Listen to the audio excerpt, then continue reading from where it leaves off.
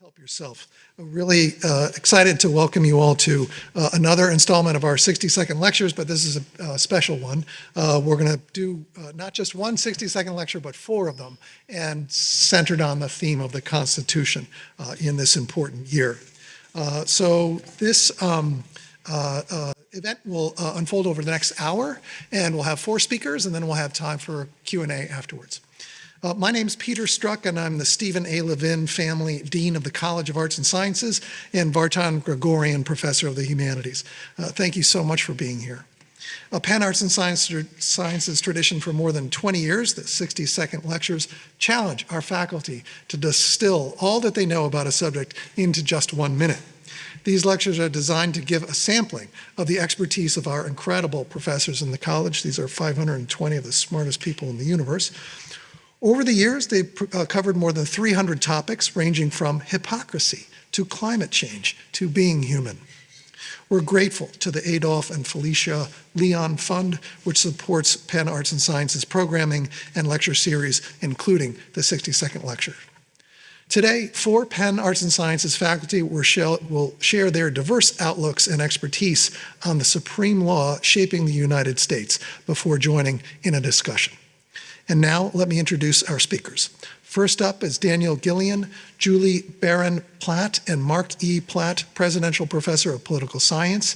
Dan's talk is A Protest Voice and a Constitutional Microphone for Change. Let's welcome Dan.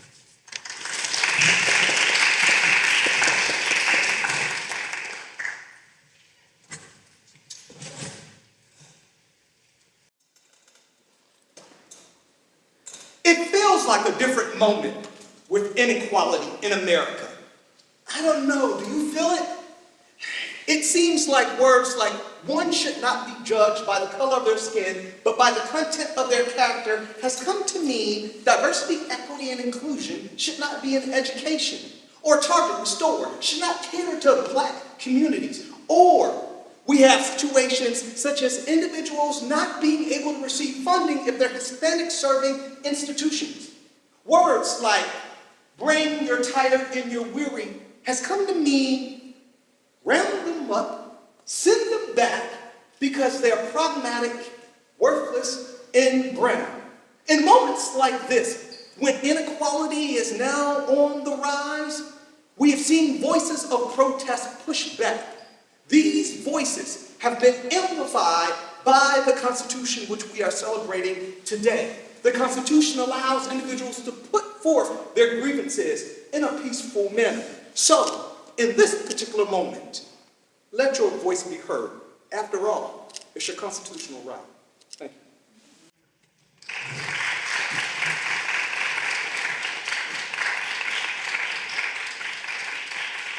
Thank you, Dan. And next we have Campbell Gray, Professor of Classical Studies. He will speak on what does it mean to be the helmsman of the Republic.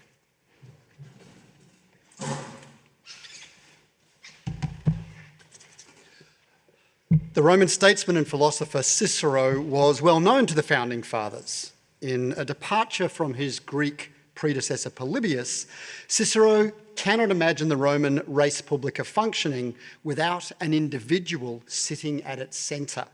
This is the moderator rei publicae, most often described by Cicero as a helmsman. He pursues the public interests, he prioritises the higher good, and he is an aristocrat. Scholars are currently divided on how exactly Cicero's helmsman fits into the ship of state. Does he exercise sole authority? That is to say, is he the captain? Might he cede authority to another and act under his direction? Is he somehow a leader operating within a model of collegial governance?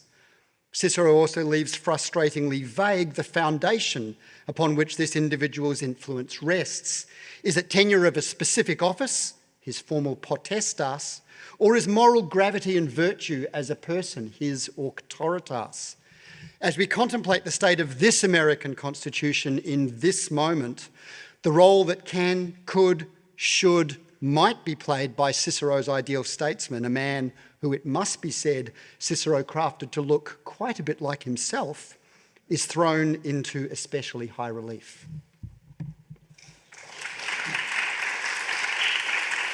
Thank you, Cam. Next, we have Emma Hart, Roy F. and Jeannette P. Nichols, Professor of American History, and Richard S. Dunn, Director of the McNeil Center for Early American Studies, speaking on compromise and the Constitution.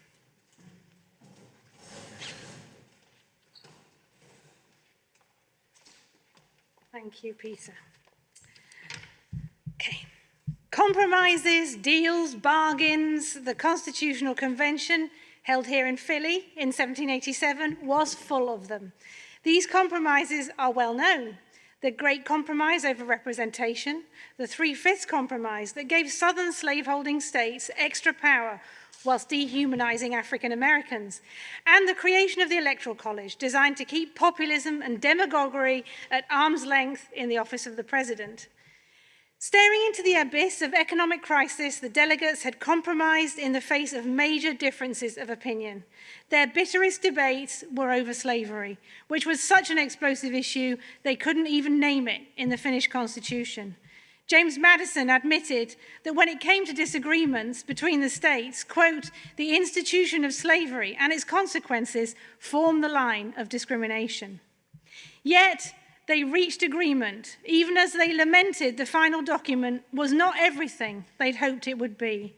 A relieved and frail Benjamin Franklin proclaimed, quote, I consent, sir, to this Constitution because I expect no better, and because I'm not sure that it's not the best. The opinions I have had of its errors, I sacrifice to the public good. To live in a democracy is to confront these differences and find a way to compromise.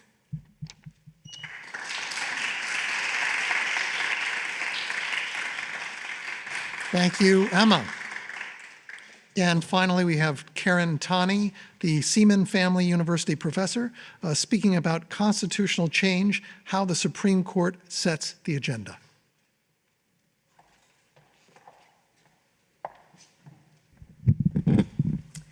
In today's U.S. legal system, the Supreme Court is the ultimate arbiter of constitutional meaning. Does the Constitution permit race-conscious admissions in higher education? Does it protect an individual's desire to terminate an unwanted pregnancy? Is the president immune from criminal prosecution? These are among the biggest constitutional questions the court has recently answered, all in ways that changed previous understandings. But did the court have to answer any of the questions I just mentioned? The surprising answer is no. There are very few cases that the court is legally required to consider. Most of the 60 or so cases that it hears every term are there because the court chose them from a vast pool of petitions for certiorari.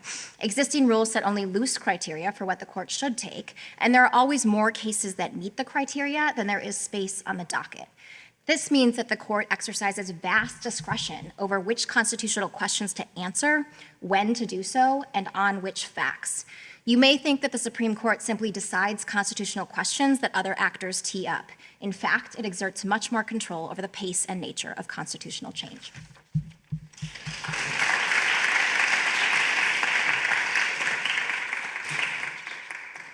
Thank you, Karen. And thanks to you, all of our faculty. I have a few questions for the group, and then after these, we'll open it up to the broader audience. Emma and Karen, I think this one probably should come your way.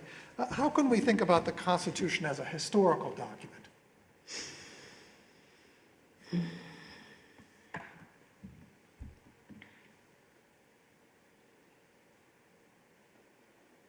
Well, I would say as a historian, I am all about context and the moment in which the Constitution was written. And so for me, the importance of the Constitution as an artifact, as a piece of evidence is paramount, as an artifact which is produced by people of their time, in their time.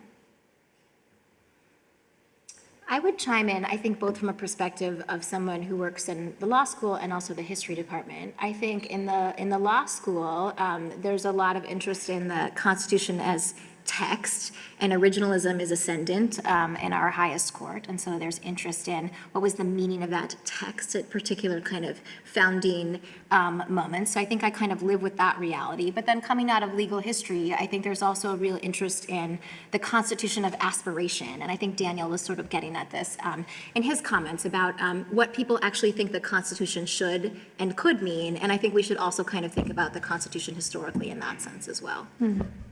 Interesting. And I could just add, because I mean that also is what context is about, of course, because the Constitution in its moment did things that other previous documents had not done, and unless you put it in the context, you don't understand that. And Emma, I was going to ask, is there any daylight between the idea of originalism and the questions that attend to that, and your pressing of the category of context and the importance of that in understanding the document? There definitely is. I mean, I'm not, so I'm not personally a constitutional historian, but Jonathan Guinamp, who is a very famous and has written a book called The Second Founding about this, he he discusses how, the people who authored the Constitution at the time, some of them showed a strong sense that the Constitution, although committed to paper, was not final, that this was the beginning of a process. Great. And then a question for all of our speakers, but probably especially for Daniel and Cam. What do you see as the role for young voters and citizens in our evolving political climate?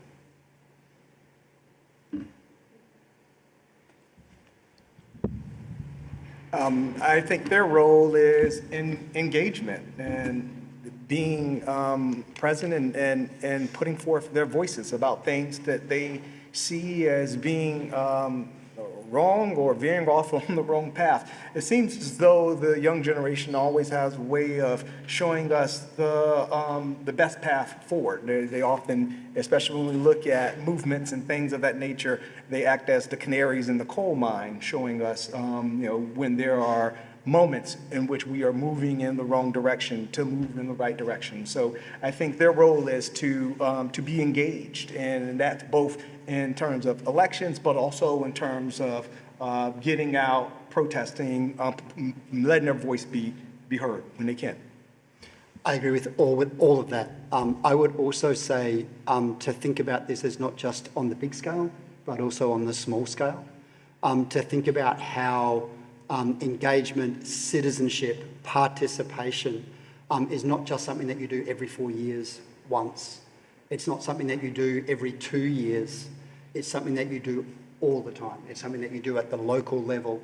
And at the local level, although sometimes it feels like it's not as consequential in the big scale, but at the local level, that's where change can really happen. And in the aggregation, I think that's where change is going to happen. Maybe a question for everybody, kind of follow up to that. As Dean of the college, I worry a lot about where we are now. I just contrast it with, if you'll forgive me, young people in the room for casting my mind back to when I was your age. But I walked into the campus at the University of Michigan in Ann Arbor. I couldn't believe what I was able to see. I heard people saying intemperate things, strange things, things I'd never heard. Everyone was mouthing off all the time to everybody else, and it was marvelous. I just felt like, well, this is exactly where I wanted to be. It was like a circus of crazy ideas all over the place, and some of them were amazing. That to me is what a great education in the arts and sciences is all about. People speaking their minds, evidence and arguments, sharing their views, being corrected, learning from other people. I learn nothing in a room full of people that think like I do. I need people that have different views. And if we can't preserve that now, I just don't know how we move forward in all the goals. I think that's got to be the anchoring piece of where we are. So with that as a preamble, I wonder if you all can speak to this time and how we're going to ensure. I have no doubt we must. This is our core mission. But how are we going to ensure that this generation of 18, 19, 22-year-olds feels that they can speak their minds and become the independent thinkers that they express the independent thinking they're already doing?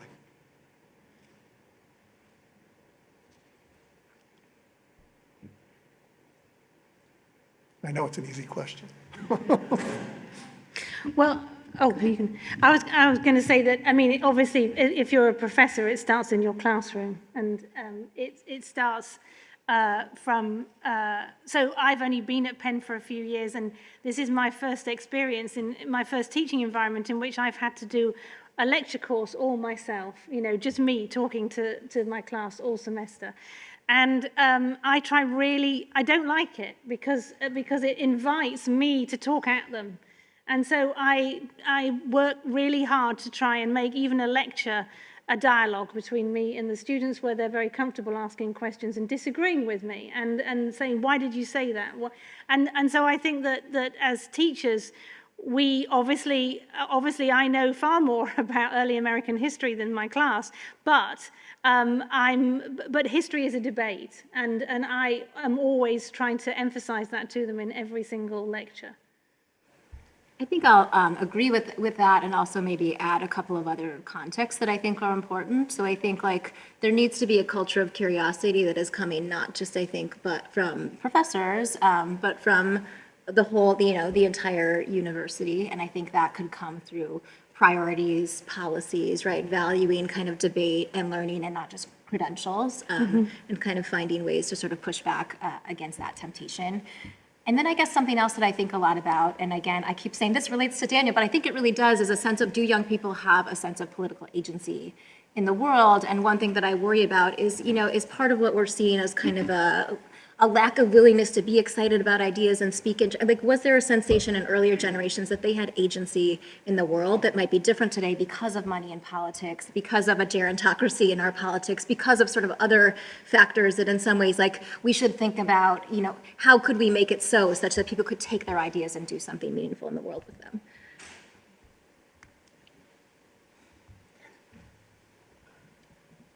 I'll say that just creating the environment in the classroom is really good. I think this point was made earlier, making it seem as though it's a welcoming environment for all political perspectives and ideas. Allow individuals to speak their mind and not be criticized for doing so. But there's something else as well. I think that students, they learn from example. In addition to that, they also need to be in the right environment. So learning from example, we are in a very contentious political environment right now.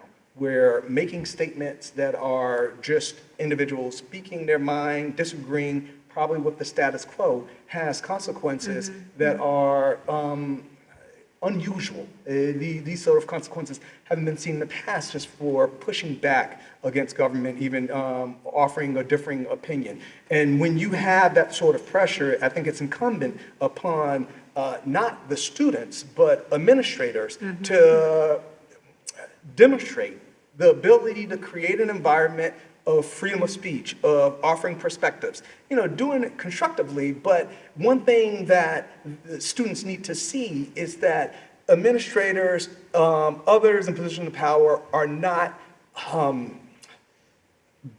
I hate to say it like this, kowtowing or giving in to a very constrained political environment that's limiting individuals' ability to talk and speak. So that's one thing, the administrative aspect. The second thing I spoke about is the notion of creating the actual space for individuals to offer their perspectives. Last year, referring here to Penn, there was contention around where protests can take place and where individuals can offer their opinions and perspectives. And I realize that we have to consider aspects of safety, but we also have to encourage students that there's a space for you to put forth your voices. It might not be in front of the library, but it's someplace here that's not outside the city of Philadelphia that you can have your voice just to be heard. And I think that's important, creating an environment and also demonstrating through their own actions with the administration that, hey, we can put forth our voices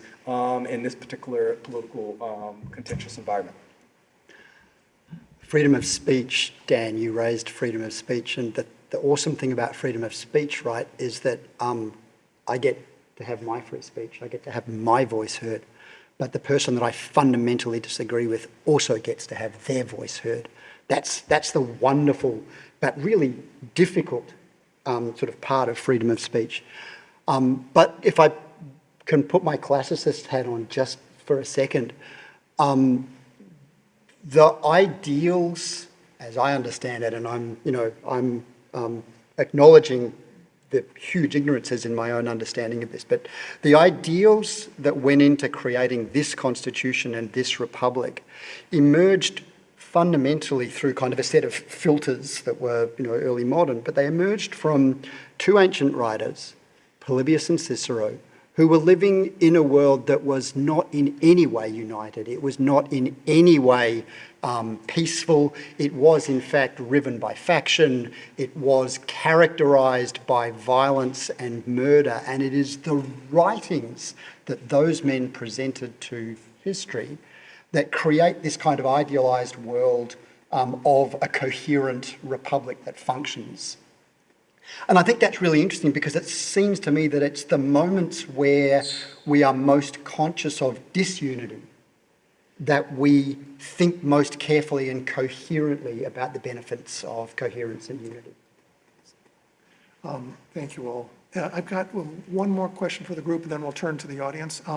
So in 2026, the city of Philadelphia and the University of Pennsylvania, we're poised to celebrate the 250th anniversary of the Declaration of Independence.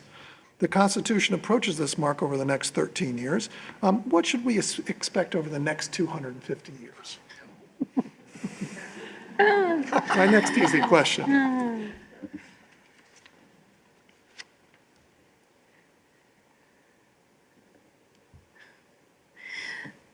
I'm just going to channel Benjamin Franklin, a Republican if you can keep it. A Republic if you can keep it.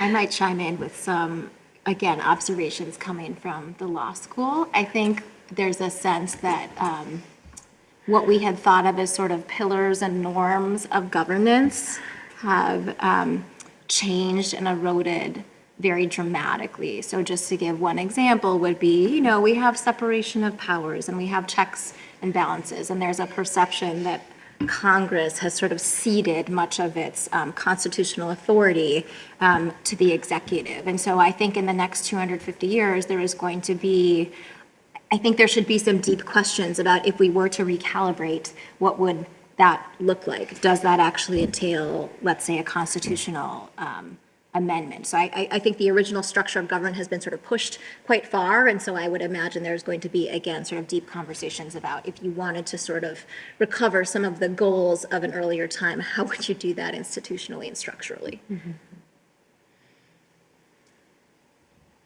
In 250 years from now, I imagine that we will have a republic, and I think we'll be a better republic. At least that's my hope. I think back to the very beginning with the Constitution. I mean, in that document, individuals were, treated later on. It came with the Bill of Rights, but as 3/5 of humans, and it was a situation that Black people in America was not viewed in the same light. Over time, because the Constitution is constantly evolving and changing and becoming better, we're in a much better situation than we were 250 years ago as a nation. And I think that it is an exponential increase, that it will continue to improve. We reflect upon ourselves, and the Constitution is created in a way that allows for this reflection to make improvements. So maybe I'm optimistic, but I think because of this living, changing, breathing document that we have, I can only hope for our better angels to move in a more optimistic path. Can I ask a question that is building on that observation rather than answer Dean Struck's question? It's a question for you three. Is it possible, how is it possible to reconstitute this Constitution as a living document, as a document that is able to evolve, able to grow and change in the way that the Founding Fathers imagined it, but which has, it seems to me at least, become ineffably difficult to do? I could imagine like a couple of paths by which that could happen. I mean, I could imagine, using actually triggering the constitutional amendment process and putting language in that says about how the spirit in which future generations should interpret the document. This sort of goes to Emma's point about what were the founders' intentions, but maybe they didn't put it in the document, and so now, we have something different. I mean, another type of change would be changing the constitution of the court, either via some kind of court reform or just through the change that happens as people sort of rotate on and off that court. Because I think a lot of how the Constitution is interpreted, going back to my lecture, sort of depends on who is in those important seats and the mode of interpretation that they are going to bring to it. So are they going to bring a mode of interpretation that treats it as quite rigid, or are they going to bring to it a mode that says this is a living, breathing document that should be formed by all kinds of kind of social contexts?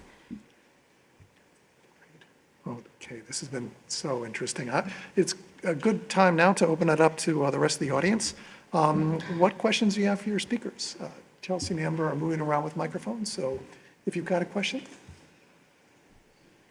I have a question. Please. I don't need a microphone. I have a question for Professor Tani. I was really interested in what you had to say about the kinds of discretion that the Supreme Court has in choosing which cases they hear. And yet, I think right now, at this point in American history, I think what I'm seeing is a collective cynicism in the Supreme Court as an independent entity that really serves the people. I think that we have a sense of the Supreme Court as in pursuit of their own agendas, whether it's an agenda that I support or an agenda that somebody else supports. So in that, if we're hoping, and that's an assumption, if we're hoping that the Supreme Court will become a body that is independently reviewing the law, what kinds of cases would you like them to hear? What kinds of cases should they choose? So I think this is actually a question that sort of invites some history and like a reminder of like what their sort of process of putting things on the docket used to look like. So they used to actually have to just take many more cases, like there was sort of an appeal right. And eventually they started to say this is sort of like too much work, we can't do it, and so there was a sort of statutory reform that gives them kind of more power to pick and choose. But I think with that does come these kind of inevitable questions about why are you picking these ones and not these ones. So I think one potential solution would be to say, actually there's more stuff that needs to go on the docket just because you have to, right? Because it's mandatory, and maybe you find other ways of managing the workload. So maybe you add an appellate court that's above the current circuit courts, but below the Supreme Court that handles some of these cases. But I think that would be a way to maybe bring some legitimacy back to the enterprise by making it sort of seem like the discretion is a little bit more contained. And just to elaborate briefly, now I have more than 60 seconds, I can say like some of these examples. So like a case like Dobbs, right? That was a case where the court below actually applied the then good law, right? So there sort of wasn't an error to correct. I think we often assume that the Supreme Court is taking things where there's sort of like an error that they need to look at. And that's what I kind of mean by choice. And similarly to the sort of affirmative action case involving Harvard, right? Like these are cases where you could say the lower courts are sort of just applying the law as the Supreme Court has already said it's the law, right? And instead they're choosing to say, no, we want to take time to like reconsider the law because we think it's actually time to sort of change in some sense the Constitution by changing constitutional meaning. So I guess back to your point, I think the more that I think we sort of cabin that, another option would be more transparency. I think that could also bring more legitimacy. What if they had to explain more of their choices? Currently, they don't have to explain their choices at all. It's a great question.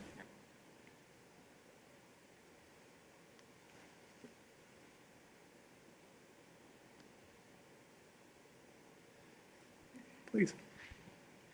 I'm okay with that, but one observation just occurring to me, the Constitution 230 years ago was written.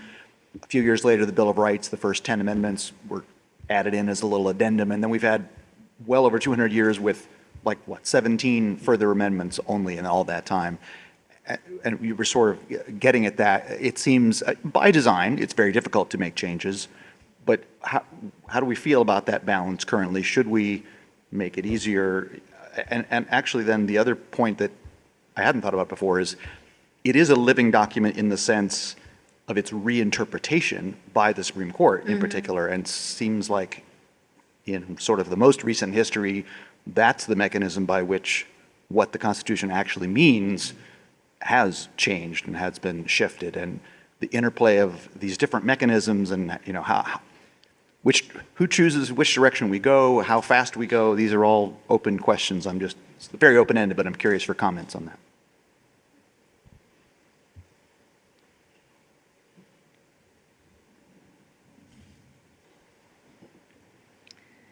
I mean, I think, so I've always come at the US Constitution from my perspective as a person who comes from a country that doesn't have a written constitution, the UK, which causes a lot of chaos and uncertainty, and people to claim that they're doing things that are good according to custom when maybe they're not. But it is, I think that there is a, and I definitely don't have the answer, but the wonderful thing about the US Constitution with its subsequent amendments is that it is something which is definitive enough, but also flexible. And I have always really appreciated that it does, it is a clear framework for government, but it also then can respond to the moment in a way that balances clarity and simplicity with responsiveness to the environment. And I think that it's clear. It feels to me like that we have reached this sort of sclerotic era in which it's, we've romanticized the constitutional era so much that we can't change it because it has to remain in aspic. And that is a fascinating and dangerous place to be, I think. Yeah, as a fellow foreigner, I agree, right? And again, presenting my ignorance to the room, one of the distinctions that we often talk about from the ancient world studies side that distinguishes certainly Polybius and Cicero's presentation of the Roman Res Publica from the Constitution is in the difference between description and prescription, right? That at best what Polybius is doing is describing what he sees, and actually what he's doing is shaping something that looks nothing like what he sees and presenting it as kind of an argument. But to your points about who gets to interpret what the document says, and to your question as well, should we be regarding the Constitution as a prescriptive document? Is that the terminology that we should be using? Or is it a set of rules of thumb that require concretisation at sort of different moments and for different purposes? Like what is, I guess in a sense, what is the relationship, to our experience between custom and law, between what has grown up as being sort of a set of acknowledged practices, and what the document might or might not be sort of regarded as permitting or saying? I'll just make one brief comment. So I think there's a way in which we would kind of wish for people to recover a sense of how even we do this, right? And to remember maybe like prohibition, right? We can change the Constitution, we can change it back, right? And so the document sort of does allow that, I guess, but at the same time, and I think maybe this is sort of what is inspiring some people's sense. I mean, there could be many things inspiring a sense of that this really isn't very changeable, but one thing that I think a lot about is the kind of state of our current politics and the fact that to kind of trigger a constitutional amendment process, it's going to happen in the context of our current politics with all sort of their deficits and problems, and then that raises, I think, sort of additional questions, not only about sort of what could happen, right, if you sort of unlock that box, and also questions about would it feel legitimate, actually, in this particular moment in which we have a lot of concerns about whether this is kind of really a free and fair environment? As I reflect back on the Constitution, I sort of like the aspect of the Constitution being very difficult to change over the last couple of years, couple of centuries. And I think it's been great for this particular time period because political polarization has grown in America substantially over time. And if we're not on the same page for something that's as monumental as putting an amendment into the Constitution, that shouldn't happen. And maybe the best thing is to continue to allow the courts to interpret it the way that they see fit.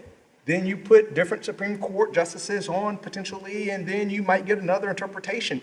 But at the end of the day, for it to be changed completely or add an amendment, I think it's a good thing for the Congress, the executive to be on the same page to make a monumental change like that. So I look back and I say the few changes that we've had over time is appropriate for the growing polarization in America, and maybe we should push towards more of a consensus on issues trying to move away from this polarized state in politics that we find ourselves in.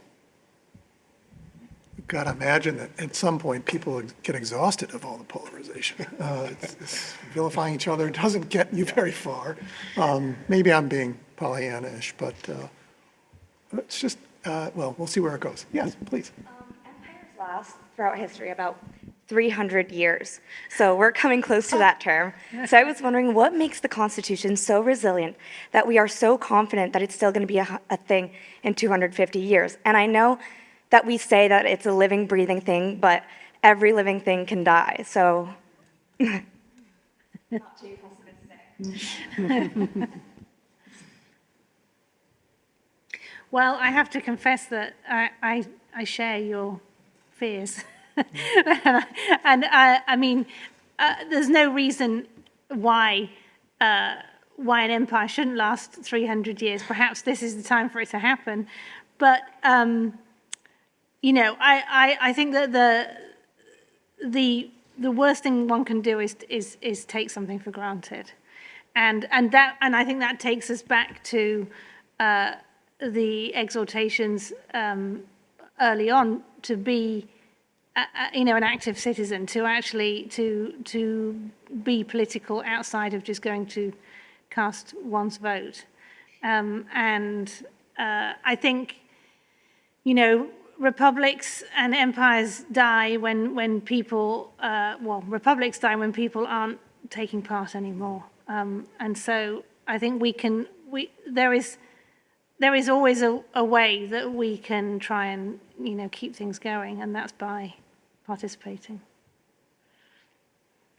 I mean, it's also the case mischievously that the question that you're asking could be answered with a kind of a metaphor of a shovel, right? Which is that you have a shovel and the handle breaks, so you put a new handle on it, and the spoon part of the shovel breaks, and you put a new spoon part on it, but it's still the same shovel, right?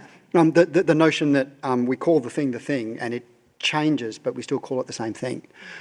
Certainly, again, scholars of the ways in which the Roman Republic worked now talk about it as an evolving set of practices over a period of 300, 400, 500 years, right?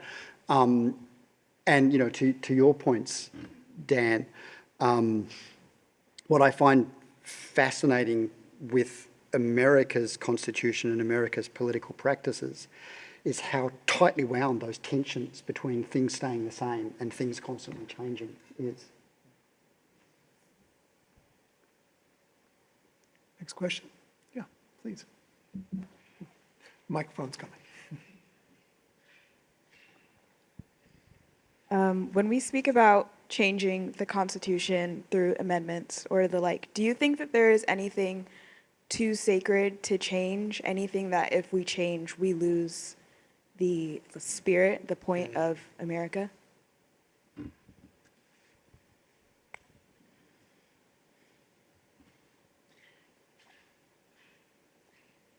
That's such a great question. I'm not touching that one. These are 5 people that talk for a living, and you left us speechless. Great question. It is a great question.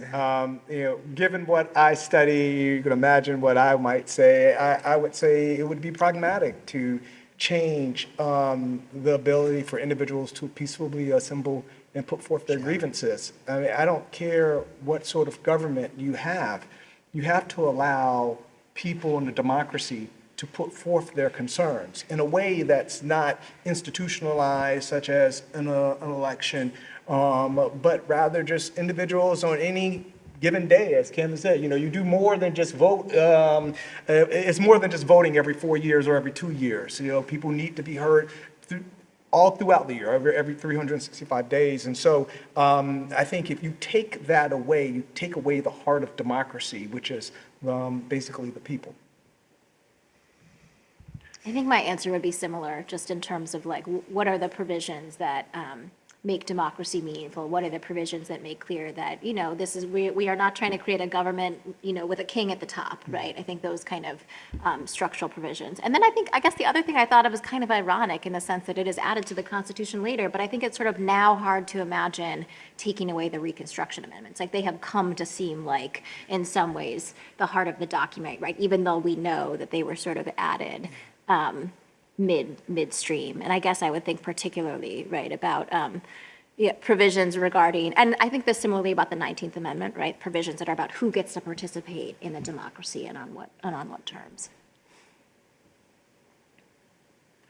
It's interestingly, I mean, it raises this fundamental identity question. What is this thing that we're all a part of? That's a thing that all of us study. I don't as much as the other four up here, but these four scholars study. But in terms of needing to have a final answer for what it is a different kind of question. In a way, I feel like that's a technique I would think, or a method I would think of trying to discern this is look back at moments of crisis. And this is when people have to make decisions about what core values are all about, and think about how those have evolved historically and how we got to where we are now. I think we're, it's probably it's observed plenty these days, but we are in a moment of intensity and maybe leading to certain kinds of crisis. And there will be moments when the whole of us is going to have to figure out what the next step is. That's bracing, and also we'd be naive to think that it wasn't a part of the full history of this of the country that we're all a part of. It's been happening ongoing over the decades. Anyway, you've really put your finger on, I think, something very important. So the Supreme Court is supposed to be a nonpartisan body. The justices are not elected officials. They're there for life. But because we have this process where they get to select the cases that they take, and because it's evolved into a in my opinion, semi-political body, does that mean that the people should have more of a say in what cases get selected? Or is there some way that we should either A, make it less politicized, or B, because it's already become this thing, should we allow the people more say? And what would that even look like? Yeah, I think that's a great question, and it does sort of want me to give a sort of little history lesson on just the ways that we, who are these Supreme Court justices and how do we get there, and the process of them getting there has become quite politicized, as you know, and it wasn't always such. I think one of the ways that people have thought about kind of lowering the temperature and maybe letting people be letting these justices be sort of less tethered to political parties would have term limits, right? Sort of have some regularity into when the appointments come up, such that there's not as much sort of gamesmanship. So I think that's one question. I think the other, I guess one more thing to say about case selection is transparency. Again, I think could do some more work. I should also kind of caveat what I said, in that I think some of what they choose, sometimes it's not really a debate, right? If it's a situation of there's no uniformity of law, right, across jurisdictions, and we sort of need them to make a decision. I think, in other words, I do want to acknowledge that there's some set of cases, right, in which we sort of do just want a final body to weigh in. But I think you raise a really good point about has this body come to seem both sort of remote from democracy, which is a kind of well-established problem, and are we worried that the justices themselves are seen as sort of too tethered to the party that's appointed them? Maybe think they're big, deep questions there. There's a meta question behind the question that you're asking as well, which is about the relationship between direct and representative democracy, right? And this is a representative democracy. It's not a direct democracy. This is why there's all these arguments every 4 years about whether the president should be elected on the popular vote or on the college vote, right? That this is a representative democracy. Now, that was a deliberate choice, right? Mm-hmm. And we're living with the consequences of that, both sort of positive and negative, or both sort of frustrating and exciting. I think one way to address the politicalization, if you will, of the Supreme Court is through your vote. The president coming in, you select an individual that when it's their time to put a justice on, that maybe they're putting someone that's not too partisan. But who can predict exactly when the justice is going to come off or go on? I also believe strongly, and I know that there are some legal scholars that don't believe this, but I do believe that justices go home at night and they pay attention to the news and they listen to what's going on. I think they are paying attention to public opinion and public perceptions. I think they do worry about the fact that individuals might be seeing the court as becoming too partisan, and they try and, I don't know exactly if I want to say guard against it, but it's in the country, and Rehnquist has spoken about this in the past. And that's another reason why, and I'm bringing it back to movements, why it's important for individuals to express their concerns in ways that's not seen through the electoral process, but just, public opinion, movements, a way that the courts can see, hey, the American public feels this way about this particular issue. Another question? We have time for one more question. Time for one more.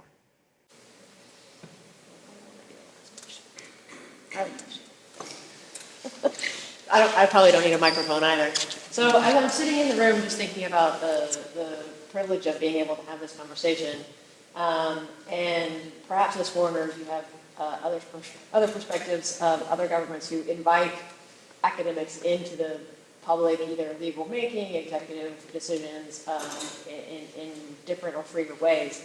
What do we collectively see as our responsibility as intellectuals, academics, students, apart from voting? We should leave that off. But in our intellectual sphere, as maintaining the sanctity of the Constitution, of advocating for throwing it out, for amending it, what do we see as our scholarly duty?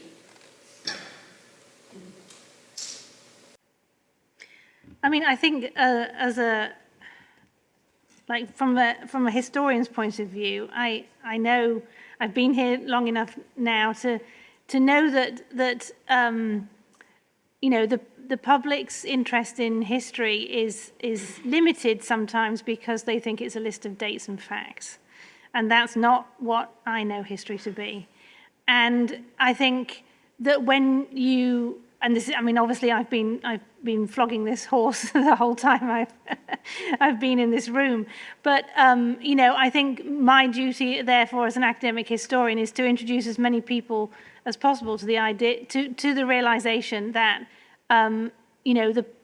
everything is debatable in the past. Many things are debatable, and that the Constitution and the United States exist within that context in which it has always been a source of debate and disagreement, and then eventually compromise to make it function again, or to keep it functioning.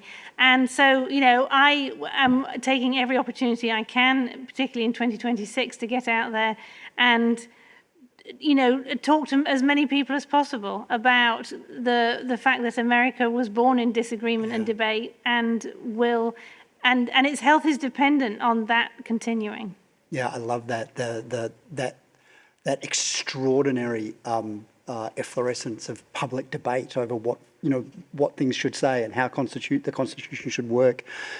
Everybody throwing in at every point in every possible public medium. Like we don't talk publicly about this stuff anymore. But your question also got me thinking about where the public intellectual sits in America's public culture. I mean, one looks to somewhere like France, right, where the public intellectual is kind of it's a thing. We don't have that same thing here. It seems to me, at least, and that, to your question, leaves us as intellectuals a little bit sort of searching around for models, doesn't it? I might add just one. These are both great points. I've started to think that my most important and significant role. Like, as much as I love my scholarship, I probably think like my most highest added value would be what I do in the classroom. I think like a great virtue of what we can do in SAS from like whatever field is like teach young people to kind of think for themselves and be in some ways like educated consumers of information and participants in kind of politics and the information ecosystem. So I think that's something that I kind of think about a lot. And then I guess the other piece, and this like cuts slightly against it in the sense that I do sometimes think there is a sort of right and wrong way to think about something, in the sense that there are sort of facts that are true and facts that are not true. And so I guess like sometimes I think about something that I think about in my class would be, let's say today we are hearing somebody say, here is the law, and everyone, an example would be like a very aggressive executive order, like I, the president, get to do this. I think sometimes it can be the scholar's role to be like, guess what, that is really aberrational, right? Like that thing has not happened before, and that's like inconsistent with, you know, centuries of legal practice. So I think that's another rule as well, to just kind of be clear with people about sort of like, what is the baseline, what is a departure from normalcy, and then kind of let them do with that what they will. Yeah, you know, I think that one of the most important roles that we can play and that we can do is engage in public discussions. I think we live in silos here in academia. It's like a world of its own. And I feel like there's perceptions and notions that are discussed and communicated in this area, but the moment you go to the Thanksgiving dinner table or you go back home, you're so shocked by the way that others think outside of this academic environment. I think it's incumbent upon us as scholars to move out of this silo at times and to dispense, as I've heard before, information out there. We write in academic journals all the time, and you know, it would be nice to engage in newspapers or public-facing sort of opportunities on television and things like that, to hear those perspectives and to offer our perspectives. I think marrying some of the academic perceptions, theories, with just layman, common knowledge, colloquial discussions is highly important for us to introduce some of the ideas we have in academia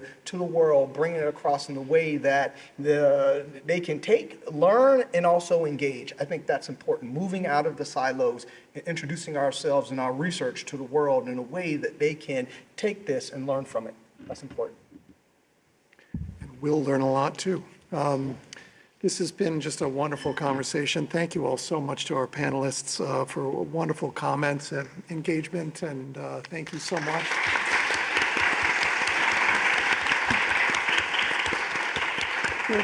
Please. I'm Dawn from OGCA. If you want to read a pocket constitution date or know somebody who might want to get one too, my colleague is over in front of the button right now with the free constitution table and some voter registrations. And then also, I just want to thank you all, thank the audience for all of your questions and engagement. And then, if you'd like to hear more about today's lecture, go to Penn Arts and Sciences website. There'll be where you can access what we actually just did there on video, or to the Penn Arts and Sciences Vimeo library. Hope you have a great afternoon. Help yourself to a slice of pizza and a cookie on the way out. And keep coming to our events. So good to see you all. Let's keep the conversation going.